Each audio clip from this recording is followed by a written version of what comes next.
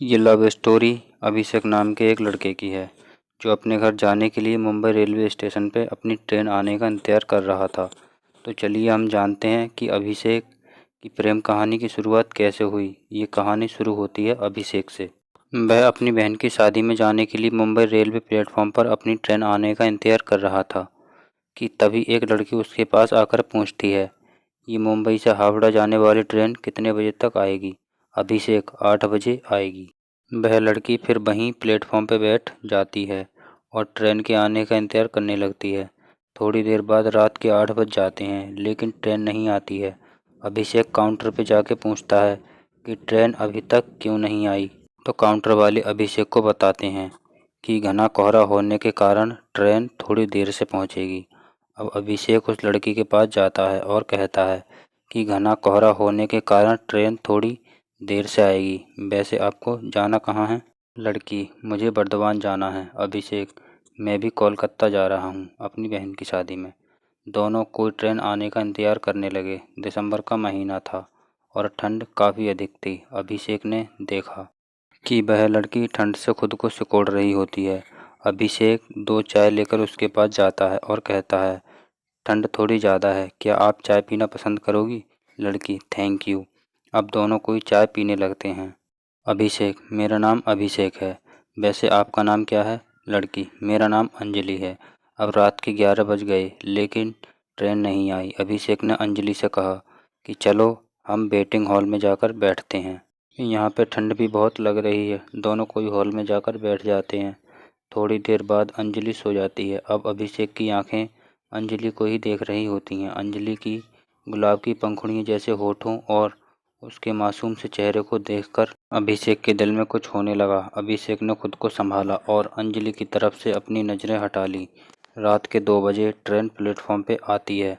अभिषेक तुरंत जाकर अंजलि को उठाता है और फिर दोनों कोई ट्रेन में जाकर बैठ जाते हैं। अंजलि अभिषेक से पूछती है, आप मुंबई में क्या करते हो? अभिषेक, मैं एक कंपनी में सेल्समैन की जॉब करता हूँ। और आप क्या करते हो?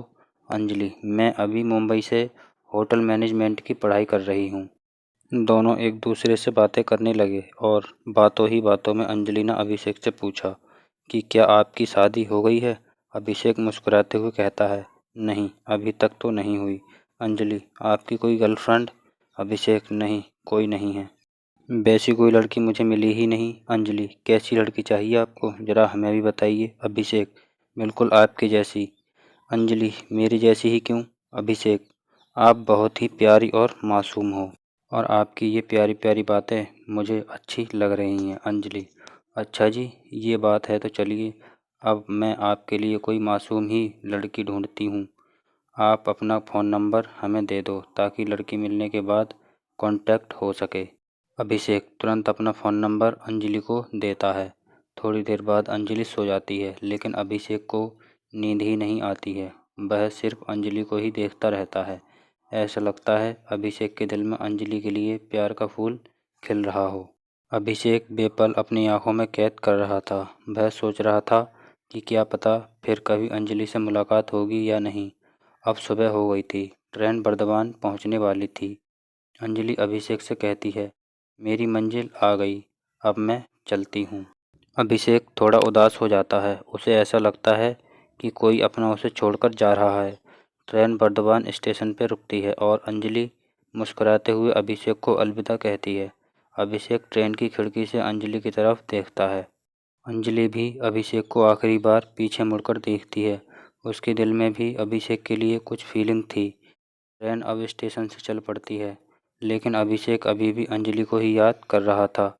कुछ समय बाद अभिषेक के फ़ोन पे एक मैसेज आता है जिसमें लिखा था, तुम्हारे लिए लड़की मिल गई, उसका नाम अंजलि है और ये उसका फ़ोन नंबर है। अभिषेक ने तुरंत उस नंबर पे कॉल किया और अंजलि ने कॉल रिसीव किया।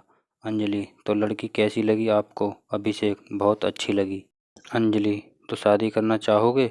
अभिषेक, जी बिल्कुल करना चाहूँगा। अंजलि, तो आइए बर्दवान। अब मानो अभिषेक की खुशी का ठिकाना नहीं रहा। उसे उसकी सपनों की रानी जो मिल गई थी। अभिषेक घर पहुंचने तक अंजलि से ही बातें करता रहा। आशा करते हैं दोस्तों कहानी अच्छी लगी होगी। यदि कहानी अच्छी लगी हो तो वीडियो को लाइक करें और अपने दोस्तों को शेयर करें। चैनल को सब्सक्राइब अवश्य करें। धन्यवाद।